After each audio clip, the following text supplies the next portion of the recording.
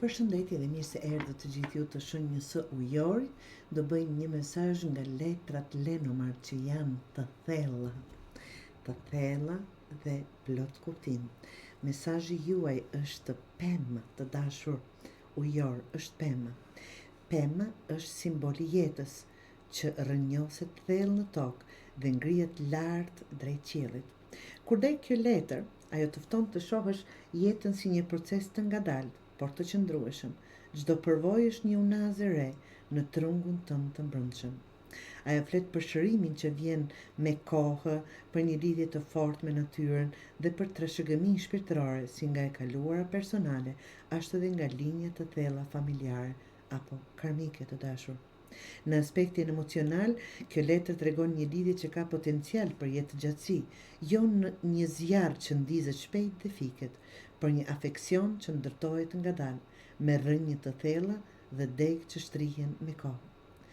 Mund të flas për një marrëdhënie që ka kaluar shumë, ka kohë, do thotë, por që po rritet, apo për një person që edhe nëse është i ri në jetën tënde, sjell qetësinë e një shpirti të njohur.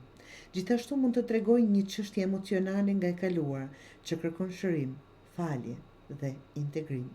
Në aspektin profesional, të dashur ujor, kjo letër është shenjë e një rruge që kërkon durim, por që do të jep frute të qëndrueshme. Mund të sinjalizojë një periudhë ku po mbillni themelit për diçka shumë të rëndësishme, një karrierë afatgjate, një projekt me ndikim apo një profesion që lidhet me shërimin dhe zhvillimin personal. Nëse ndihesh i e lodhur, kjo letër kujton kujdesu për rrënjët e tua, trupin, shpirtin, balancën. Nëse ato janë të shëndosha, gjithçka tjetër do rritet vetë. Si energji personale dhe shpirtërore, pema është shpirti që rritet përmes përullësisë ndaj kohës dhe natyrës. Ajo të fton të ndalosh, të dëgjosh veten, të kuptosh se jo çdo përgjigje vjen me njëherë, po çdo pyetje qëndron në tru, si një farë që pret momentin e vet për të qelur.